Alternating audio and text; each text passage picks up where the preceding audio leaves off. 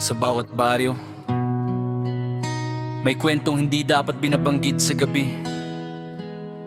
Kwento ng isang ina na naging bangungot ng buong bayan. Maria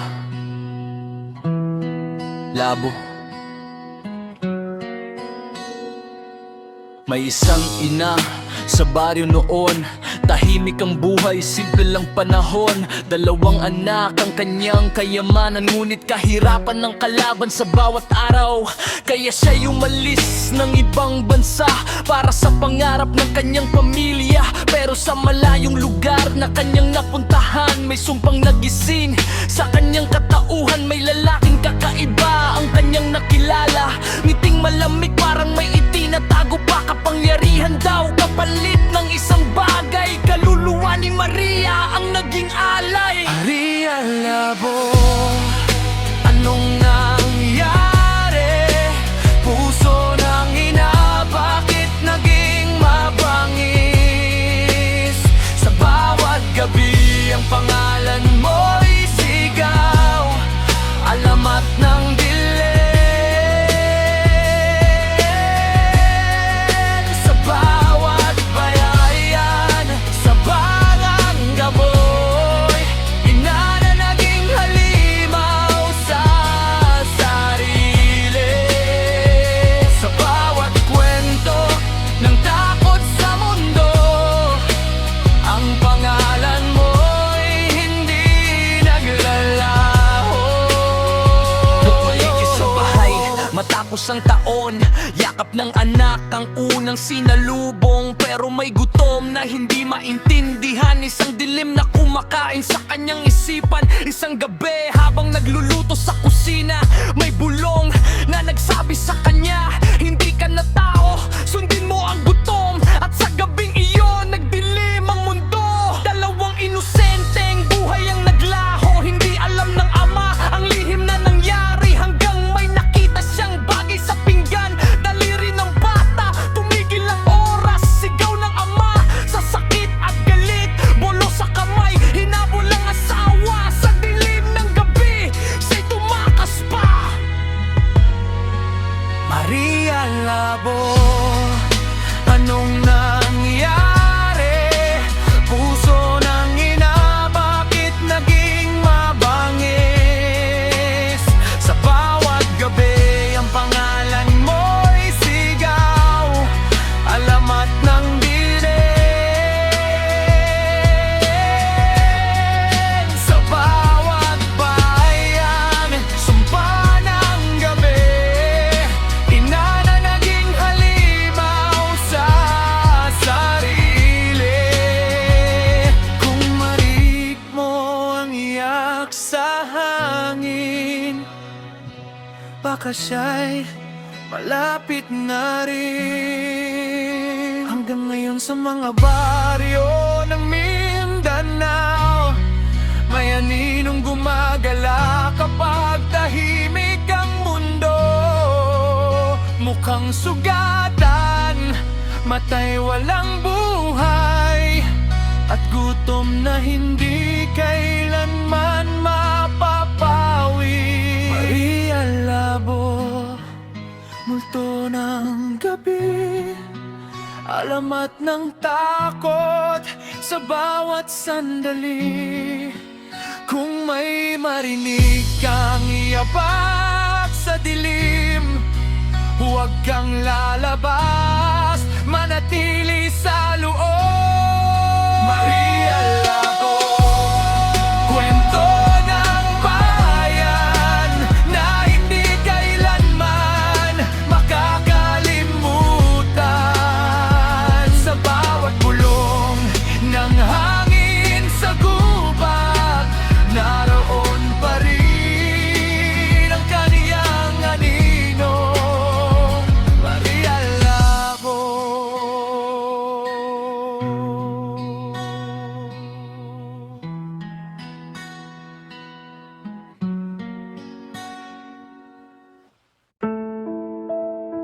Akala na lahat natapos na ang kwento ni Maria Labo. Pero may isang lihim May isang batang nakaligtas at sa kanyang dugo nakatago ang sumpa.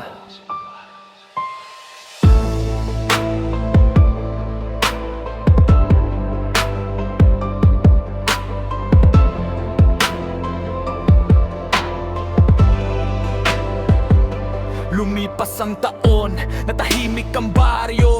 Kwento ni Maria, naging alamat ng tao. Takot sa gabi, bulong ng hangin. Panggalan niya'y bawal na banggitin. Pero may batang tahimik sa sulok, laging nag-iisa, matay parang usok. Hindi alam ng lahat ang lihim ng buhay. Siya ang anak na naiwan ng nanay. Lumaki siya na puno ng tanong, bakit siya'y iba sa karamihan ng tao? Sa salamin may dilim na nakikita, parang may halimaw sa kanyang dugo, nagising na. Anak ni Maria Labo, may sumpang dala sa puso. Tatakas ba siya sa anino ng nakaraan, o magiging halimaw din sa mundong ginagalawan? Anak ni Maria Labo, takot ng bawat baryo. Kung ang dugo ay may dalang kasalanan, may pag-asa pa bang baguhin ang kapalaran? Isang gabi sa ilalim ng buwan, may kakaibang gutom na naramdaman. Parang may tinig sa loob ng isip, bulong ng dilim na hindi mapigil. Tumakbo siya papunta sa gubat, habang ang puso niya'y mabilis kumabog. Sa bawat hakbang may sigaw sa hangin, hindi mo matatakasan ang dugo mo. Sa malayo may matang nakatingin, isang babaeng sugatan sa dilim. Mukhang punit at puno ng galit, si Maria Labo bumalik sa gabi. Anak ni Maria Labo, may sumpang dala sa puso. Tatakas ba siya sa anino ng nakaraan, o magiging halimaw din sa mundong ginagalawan? Anak ni Maria Labo, sigaw ng gabi sa baryo. Kung ang dugo ay may dalang kasalanan, may pag-asa pa bang baguhin ang kapalaran? Sa pagitan ng tao at halimaw, may batang naglalaban sa dilim. Kung ang sumpay nasa dugo na, paano ito lalabanan? Anak ni Maria Labo, hindi ba tapos ang kwento? Sa bawat ating gabi sa kagubatan, may bagong alamat na nabubuo. Anak ni Maria Labo, sigaw ng dilim sa mundo, at kung marinig mo ang yabag sa gabi, baka siya na ang susunod na halimaw.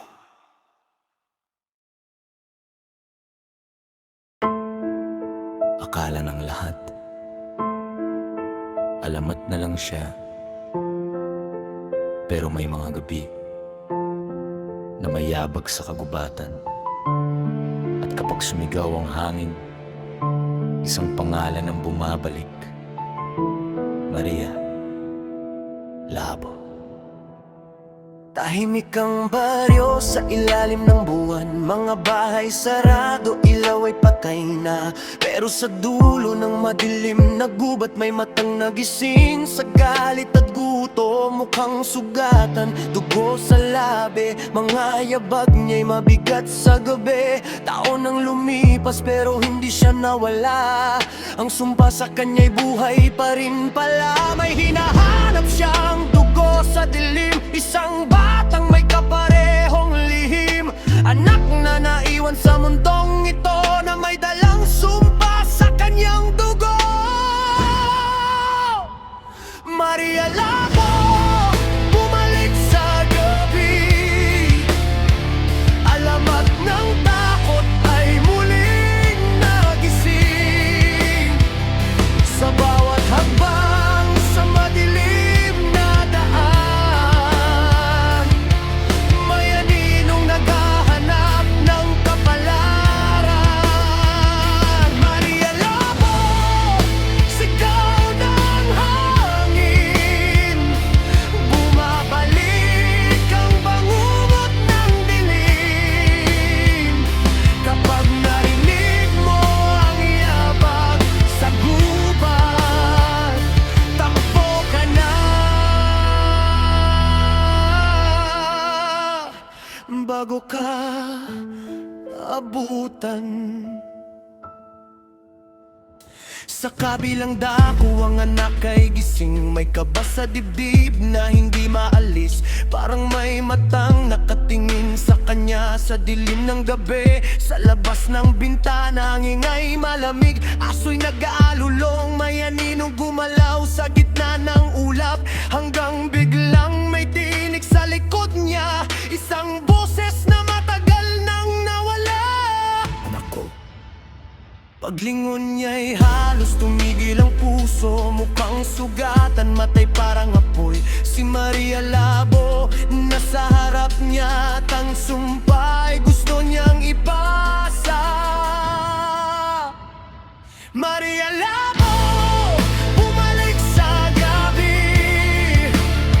Alamat ng takot ay muling nagising.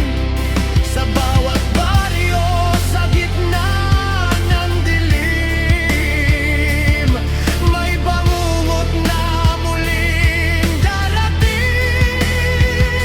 Maria Labo, ina ng sumpa.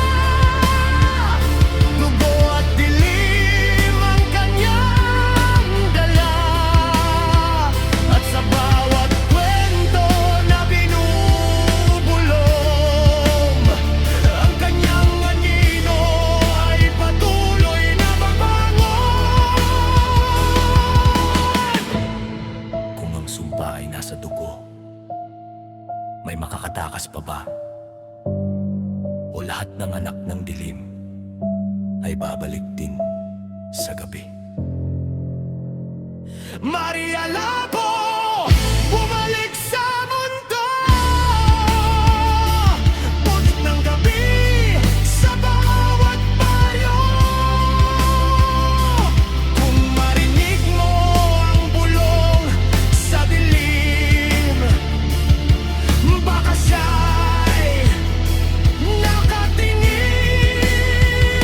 Maria Labo, alamat ng takot na hindi kailanman matapos. At sa bawat hating gabi sa gubat, ang kanyang anino ay muling lalabas. Maria Labo. May mga gabi na hindi dapat lumalabas ang tao. Kapag tahimik ang baryo at ang buwan ay kulay dugo. Dahil sa gabing iyon, nagigising ang mga nilalang ng dilim. Gabi ng mga aswang,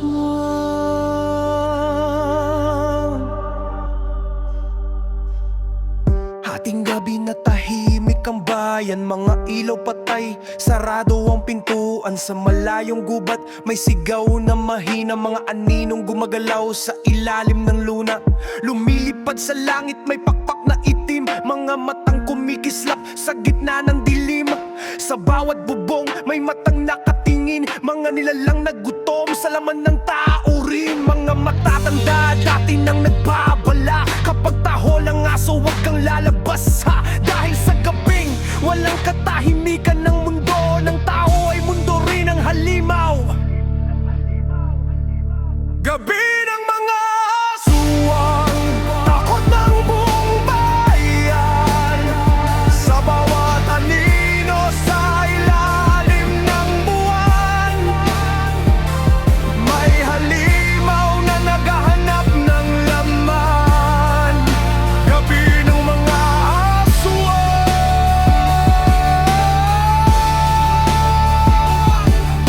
sigaw sa kadiliman.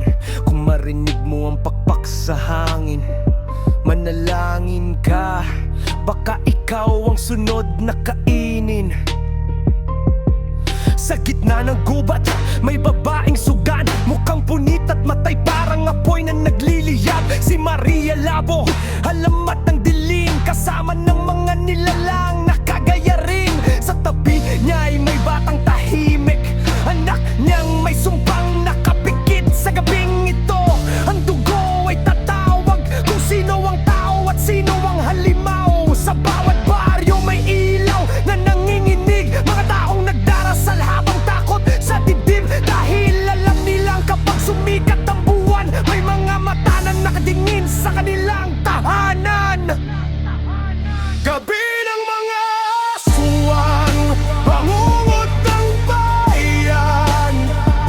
Kapag ang hangin ay biglang tumahimik, may nilalang na nasa likod mo sa dilim. Gabi ng mga aswang,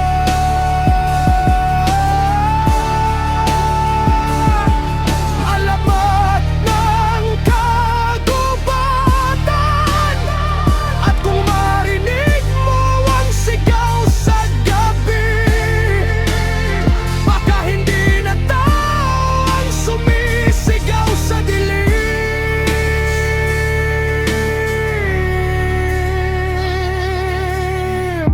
Kapag ang buwan ay pula at ang hangin ay malamig, isara mo ang bintana, patayin ang ilaw. Dahil sa gabing ito, ang mundo ay para sa kanila.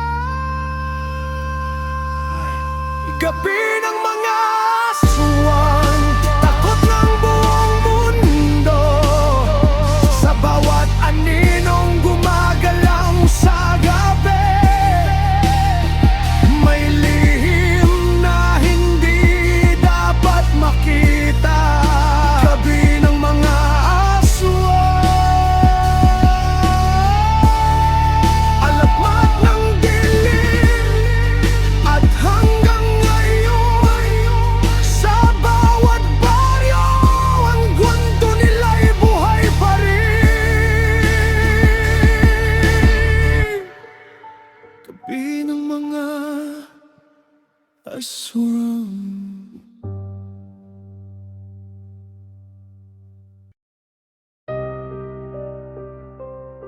May mga lugar na kahit araw ay parang gabi.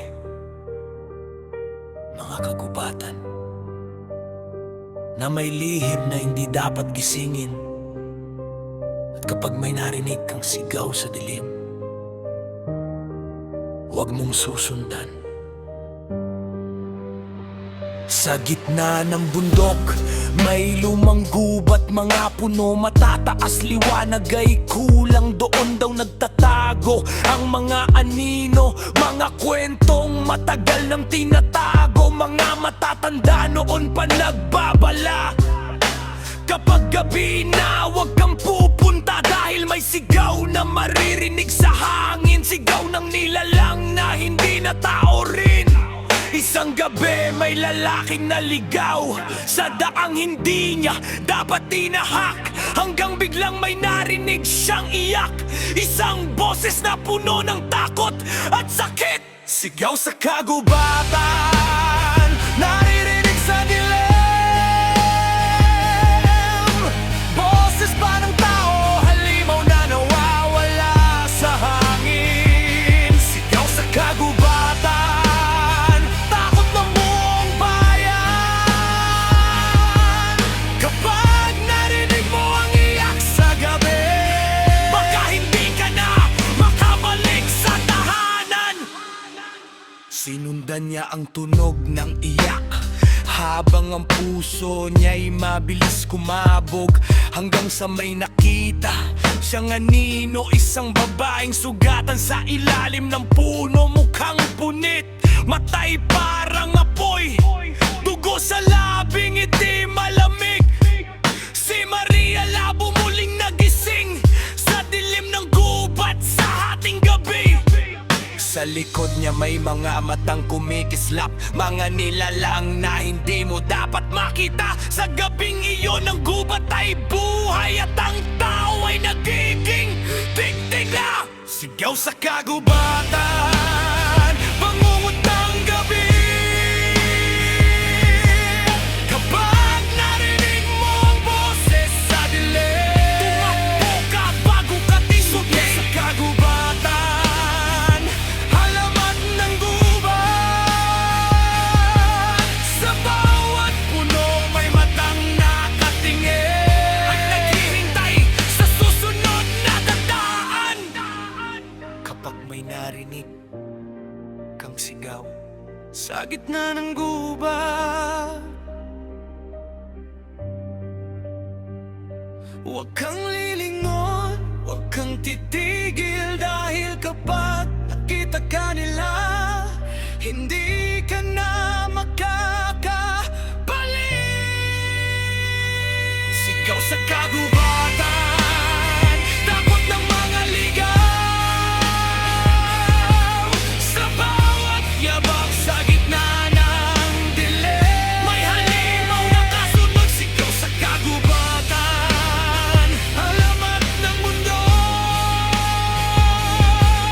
At kung marinig mo ang iyak sa gabi, baka ikaw na ang susunod.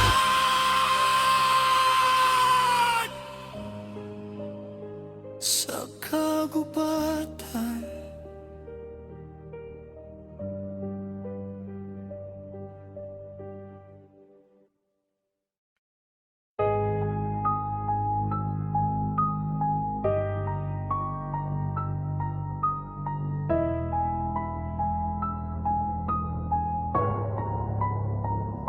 Sa dulo ng baryo, may bahay na tahimik.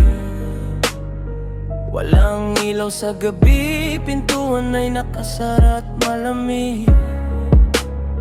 Sabi ng matatanda, huwag daw lalapit, dahil may umiyak kapag gabi sumapit. Mga bintana'y basag, hangin ay sumisipo. Lumang hagdan, kahoy parang may gumagalaw. Sa bawat hakbang parang may nakatingin. Sa loob ng dilim may lihim na gustong sabihin. Bahay na walang tao, pero may naririnig. Mga bulong sa dilim na di mo maipaliwanag. Sa bawat gabi may iyak na umalaringaw. Sa bahay na walang tao, may kaluluwang di makali. Hating gabi nang marinig ang yabat, parang may naglalakad sa lumang agdanan. Dahan-dahan akong lumingon sa likod, may anino sa dingding na gumagalaw. Mga larawan sa pader tila nakamasid. Lumang orasan biglang tumigil. Sa katahimikan may boses na mahina. Bakit ka nandito? Umalis ka na. Bahay na walang tao, pero may naririnig.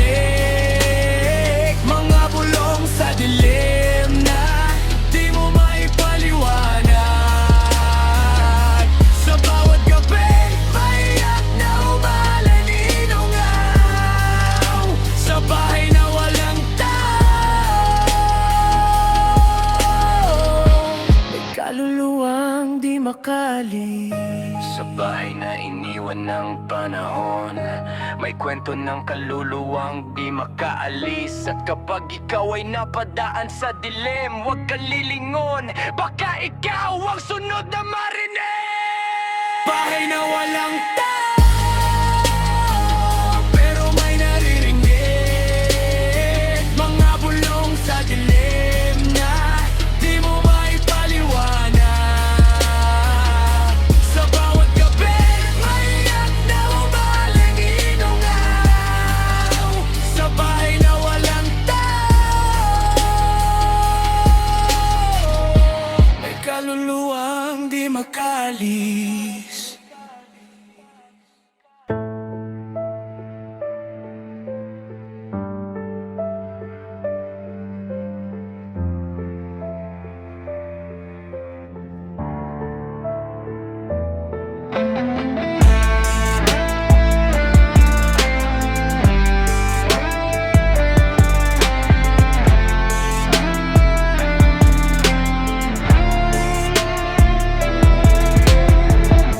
Tahimik ang gabi sa lumang bahay. Hangin sa bintana, dahan-dahang sumasabay. Ngunit sa dilim, may tunog na kakaiba. Mga yabag sa hagdan, papalapit na tila. Lumang kahoy na hagdan ay dahan-dahang umuunggol. Parang may bigat na unti-unting umaakyat doon. Tumingin sa taas, ngunit walang tao. Pero ang mga hakbang patuloy na gumagalaw. Iyabag sa hagdan, sa kalagitnaan ng gabi. Parang may naglalakad, pero wala namang nakikita.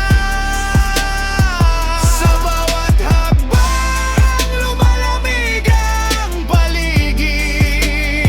Sa lumang bahay, may kasama ka sa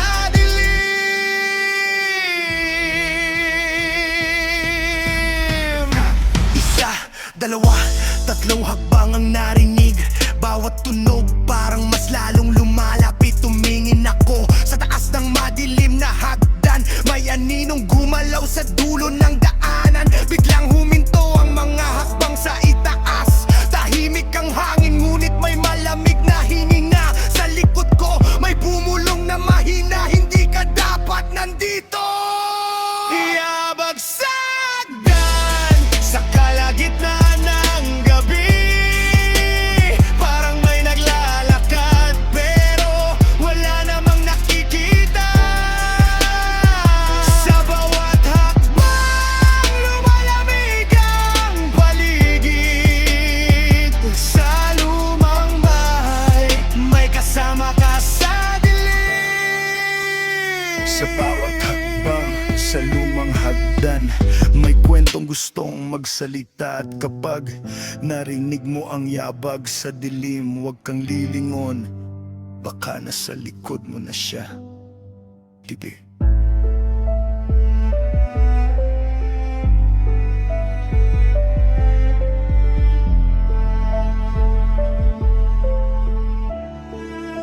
Iyabag sa hagdan, sa kalagitnaan ng gabi. Parang may naglalakad, pero wala namang nakikita. Sa bawat hakbang, lumalamig ang paligid. Sa lumang bahay, may kasama ka pa sa dilim.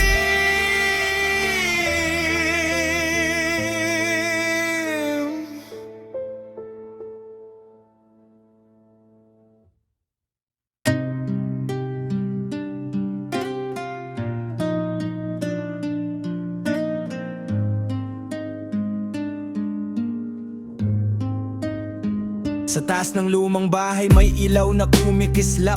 Sa bintanang basag may aninong nakaharap. Mahaba ang buhok mo kay di makita, tahimik lang siyang nakatingin sa labas ng dilim na mundo. Hangin ay malamig, gabi tila huminto. Mga dahon sa labas ay dahan-dahang gumalaw. Nang ako'y tumingin sa lumang bintana, may babaeng nakatayo, nakatitig lang sa akin. Babae sa bintana sa gitna ng gabi, tahimik na nakamasid sa madilim na paligid. Mga mata niyang parang may gustong sabihin. Sa lumang bahay may lihim na nakatago sa dilim. Unti-unti akong lumapit sa hagdan, yung yabag sa kahoy tila sumasabay sa kaba. Pagdating sa taas, wala ng tao, pero ang bintana'y dahan-dahang gumagalaw. Sa salamin may bakas ng kamay, parang may nag-iwan ng mensahe sa lamig. At sa gitna ng katahimikan ng lumang bahay, may boses na mahina na muling narinig.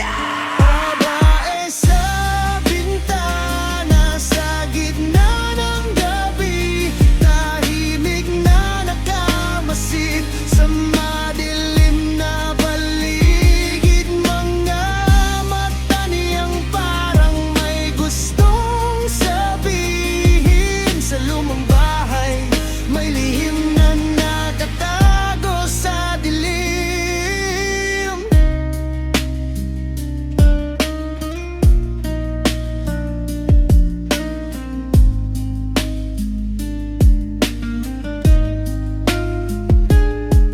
Kung sakaling makita mo siya sa bintana, huwag kang lalapit, huwag kang tititig.